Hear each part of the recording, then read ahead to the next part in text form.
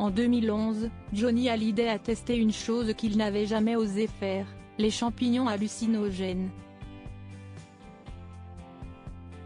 Le rocker était alors en plein enregistrement d'album avec un célèbre chanteur français avec qui il a fait cette expérience. Un souvenir à jamais gravé. Interviewé par Le Parisien, Mathieu Chédid a évoqué une expérience complètement folle vécue avec Johnny Hallyday alors qu'il collaborait sur le 47e album studio du rocker baptisé Jamais Seul sorti le 28 mars 2011.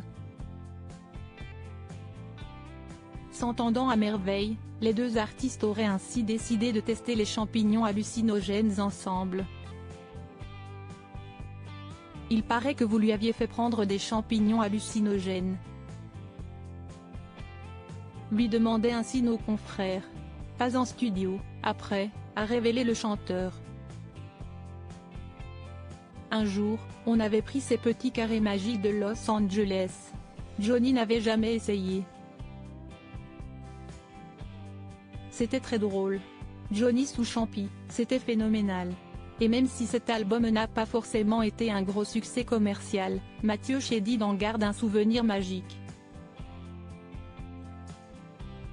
Il raconte, ce qu'on a vécu avec Johnny, humainement, musicalement, c'était extraordinaire.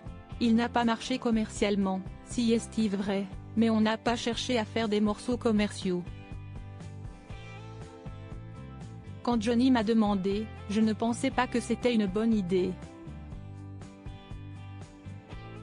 J'ai même dit plusieurs fois non. Il a insisté, alors j'ai dit, allez, on y va, on se fait un délire.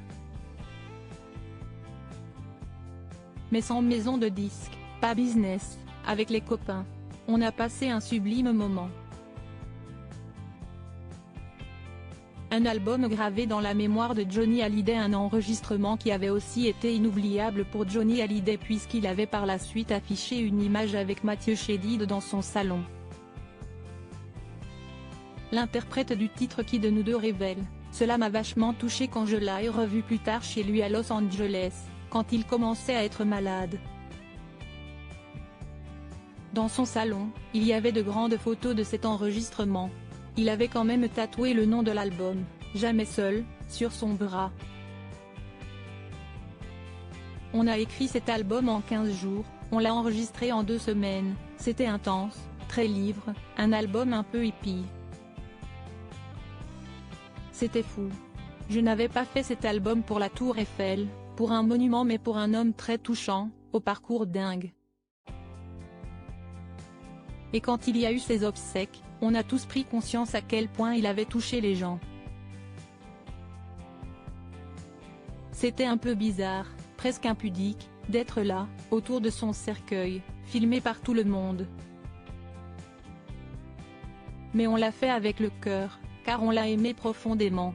D'ailleurs, je n'aurais jamais été là si Johnny n'avait pas dit à Laetitia, il faut que Mathieu vienne à mes obsèques. A-t-il confié avec beaucoup d'émotion.